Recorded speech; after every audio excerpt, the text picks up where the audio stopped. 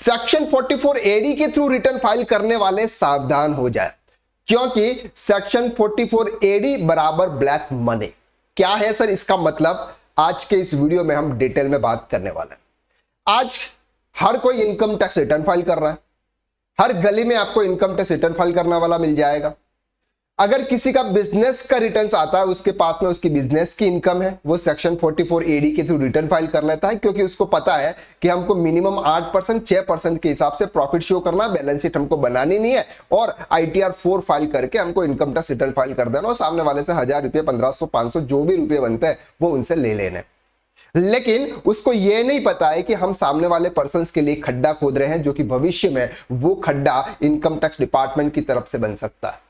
क्या है सर इसका मतलब, मैं आपको डिटेल में एक्सप्लेन करता हूं। फॉर एग्जाम्पल, सबसे पहले तो ये समझ लेते हैं कि सेक्शन 44 एडी क्या है।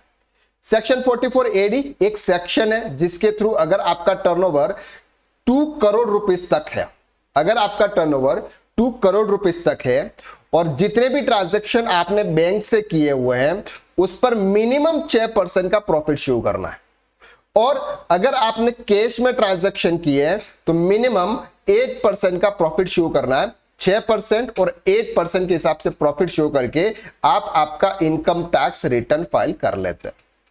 क्लियर है, इतना तो आप सभी को अच्छी तरीके से मालूम है।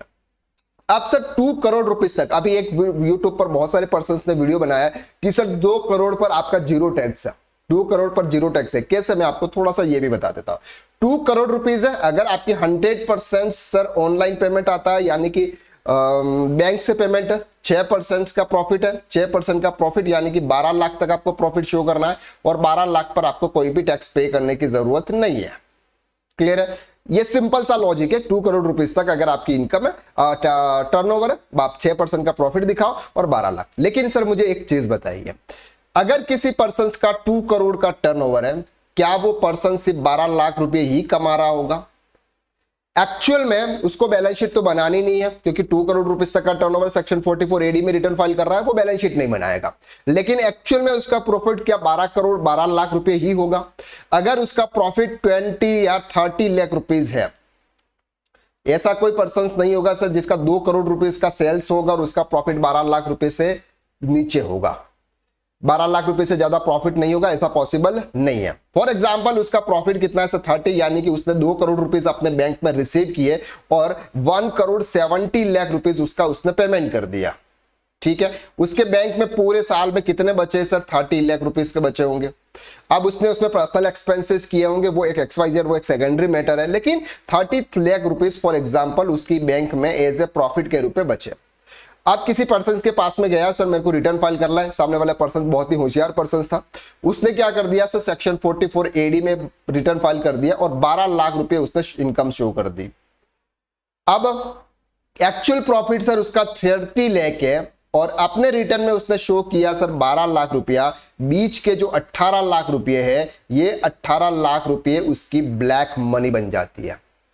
क्यों ब्लैक मनी बन जाती है? क्योंकि एक्चुअल में आपके पास में प्रॉफिट के रूप में सेव बचा कितना था सर? 30 लाख रुपए बचा था, लेकिन आपने इनकम टैक्स रिटर्न फाइल करते उसको टैक्स कितना पे किया है? आपने सिर्फ और सिर्फ 12 लाख पर आपने इनकम शो करते हुए टैक्स पे किया। ये तो इसमें टैक्स लेबल रेट में नहीं है, इसलिए आपको टैक्स पे नहीं करना है, लेकिन आपने इनकम कितनी शो की सर? 12 लाख रुपये। अब एक्चुअल में सर आपका कितना प्रॉफिट था? 30 लाख था और आपने टैक्स पे किया, यानी कि इनकम शो किया आपने, प्रॉफिट शो किया आपने 12 लाख रुपया, जिस पर आपने कोई टैक्स पे नहीं किया। अब ये जो 18 लाख का गैप है, अब ये 18 लाख का गैप है, ये गैप आपके AIS रिपोर्ट, आप अगर कोई कार लेने जाते हैं उसकी रिपोर्ट, अगर आप कोई प्लॉट परचेज करते हैं, आप कोई घर परचेज करते हैं, आप क्रेडिट कार्ड का अगर कोई पेमेंट कर रहे हैं, इस टाइप के अगर आप कोई भी इन्वेस्टमेंट करते हैं, उसकी पूरी डिटेल इनकम टैक्स डिपार्टमेंट के पास में रहती है। और इनकम टैक्स डिपार्टमेंट के AIS रिपोर्ट के अंदर सब कुछ आपको दिख जाता है कि आपने शेयर मार्केट में कितना इन्वेस्टमेंट किया है, आपने म्यूचुअल फंड में कितना इन्वेस्टमेंट किया है। जब ये सब कुछ आपके 12 लाख रुपीस के हिसाब से मैच नहीं करते हैं कि आपने सर 12 लाख रुपीस की इनकम शो की थी, आपने तो सिर्फ 12 लाख रुपीस की इनकम शो की थी, सर आप तो 15 लाख रुपए की गाड़ी लाए हो, 15 लाख रुपए की, सर आपने 30 लाख रुपीस का फ्लैट परचेज किया हुआ है, सर आपने 10 लाख रुपए आपने FD करवाई हुई है, सर वो कहां से करवाई है आपने? 12 लाख रुपए की तो आपकी इनकम है 1 साल की, 2 साल की अगर फॉर एग्जांपल 24 लाख मानो, तो ये सब आपने कहां से किया? तो इनकम टैक्स डिपार्टमेंट आपके ऊपर नजर रखेगा। जब आपका डेटा प्रॉपर तरीके से मैच नहीं करेगा, 6 साल तक, 6 ईयर तक इनकम टैक्स डिपार्टमेंट आपको नोटिस भेज सकता है। 6 ईयर तक इनकम टैक्स डिपार्टमेंट आपके केस को खोल सकता है, नोटिस सेंड कर सकता है। अगर आप उसमें ब्लैक मनी, 1 नंबर की ब्लैक मनी है सर, ये 1 नंबर की ब्लैक मनी, जिसको हम बोलते हैं बैंक में ही पैसा है लेकिन उस पर हमने टैक्स पे नहीं किया, जिसको बोलते हैं 1 नंबर की ब्लैक मनी। तो 1 नंबर की सेक्शन 44 एडी में रिटर्न फाइल करने वाले पर्सन 1 नंबर की ब्लैक मनी बना रहे, और इस पर अगर इनकम टैक्स डिपार्टमेंट की तरफ से अगर नोटिस आता है तो आपके पास में जवाब देने के लिए कुछ भी नहीं बचेगा। फिर आपको उस पर टैक्स, एडवांस, पेनल्टी, ये सब कुछ आपको पे करना पड़ेगा। जितना अभी आप पे कर रहे हो उससे कई गुना ज्यादा पे करना पड़ेगा। तो सेक्शन 44 एडी जो होता है एक नॉर्मल टैक्स पेयर के लिए सही रहता है, जिसका टर्नओवर 20 लाख, 30 लाख, 40 लाख तक होता है, उसके लिए सही है। अगर 40 लाख का टर्नओवर होता है और 10% भी, अगर 20% भी दिखाता है तो भी 8 लाख रुपीस का प्रॉफिट होता है, और 20% ही नॉर्मल प्रॉफिट होता है। अगर किसी ट्रेडिंग के बिजनेस की बात करें या फिर किसी मैन्युफैक्चरिंग के बिजनेस की बात करें तो वहां पर मिनिमम 10, 12, 15 इतना ही प्रॉफिट रहता है। लेकिन अगर आपका ज्यादा सेल्स हो रहा है और अगर आपका ज्यादा प्रॉफिट है और आपने इनकम टैक्स रिटर्न के अंदर कम शो कर रहे हो तो आपके लिए एक बहुत बड़ा रिस्क आप क्रिएट कर रहे हो, और 1 नंबर की आप ब्लैक मनी क्रिएट कर रहे हो। तो सेक्शन 44 एडी में भी रिटर्न फाइल करने वाले सावधान हो जाए, और ऐसे पर्सन से आप इनकम टैक्स रिटर्न फाइल नहीं करवाए हैं जो अभी अभी मार्केट में आया हुआ है, बोल रहा है कि सर मैं 500 रुपए में रिटर्न फाइल कर दो, कोई बोल रहा है मैं 700 रुपए में रिटर्न फाइल कर लो।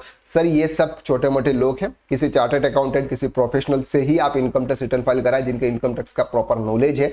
फ्यूचर में अगर कोई भी इनकम टैक्स डिपार्टमेंट की नोटिस आए तो उस नोटिस का जवाब देने के लिए उसके पास में रिप्लाई हो, ऐसे पर्सन से आप इनकम टैक्स रिटर्न फाइल करवाएं। तो आज के वीडियो में हमने बहुत ही इंपॉर्टेंट टॉपिक्स के बारे में डिस्कस किया। आई होप कि आपने इस पूरा वीडियो देखा होगा। अगर आपने इस पूरा वीडियो देखा, वीडियो अच्छा लगा, वीडियो को आप लाइक जरूर करना, और अगर आप इस चैनल पर नए हैं और अभी तक अगर आपने इस चैनल को सब्सक्राइब नहीं किया है तो सब्सक्राइब कर लीजिए, क्योंकि इसी तरह के रिलेटेड वीडियोस हम इस चैनल पर लेके आते रहते हैं। तो आज के लिए बस इतना, नेक्स्ट वीडियो में हम फिर मुलाकात करते हैं, तब तक के लिए थैंक यू सो मच।